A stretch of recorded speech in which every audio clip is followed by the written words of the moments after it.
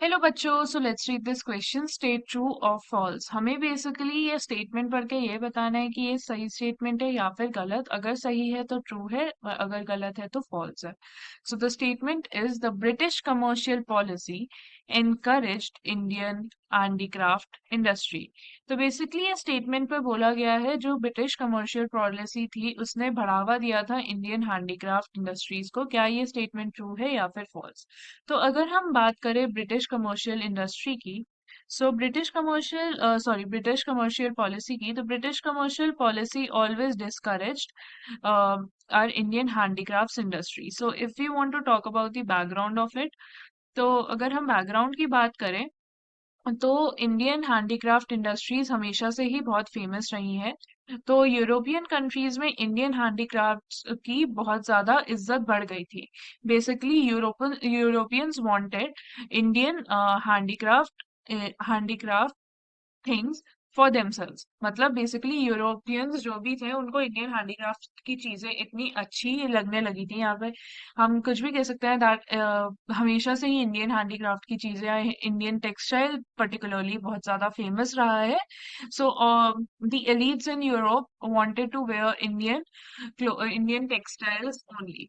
पर इससे क्या हो रहा था, मतलब ज्यादा ट्रेड बढ़ गया था इंडिया का, इंडियन टेक्सटाइल का टू दी यूरोप। तो यहाँ पे जो यूरोपियन कंट्रीज थी, द यूरोपियन कंट्रीज सफर्ड।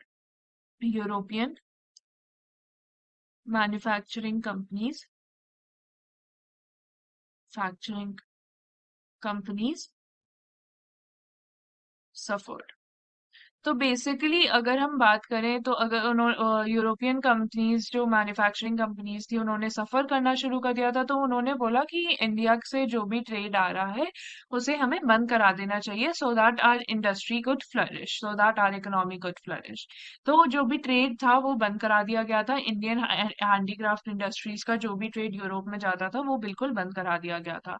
अगर हम बात करें, वेराज अगर हम बात करें, जब एडमिनिस्ट्रेशन ब्रिटिश के हाथ में आया, जब ब्रिटिश सब कुछ संभालने लगी थी, तो वो क्या करते थे, जो भी रॉ मटेरियल्स था, the raw material was trans the raw material produced in India, जो भी इंडिया प्रोड्यूस करती थी रॉ मटेरियल, वो भेज देते थे बाहर। और उसके बाद फाइनल प्रोडक्ट्स लेके आते थे इंडिया में, जो कि चीपर प्राइस होते थे। And Indians use to wear that Europe you you know the foreign based clothing. तो इंडियन हैंडीक्राफ्ट इंडस्ट्रीज ने इसकी raw material produced in India was sent of.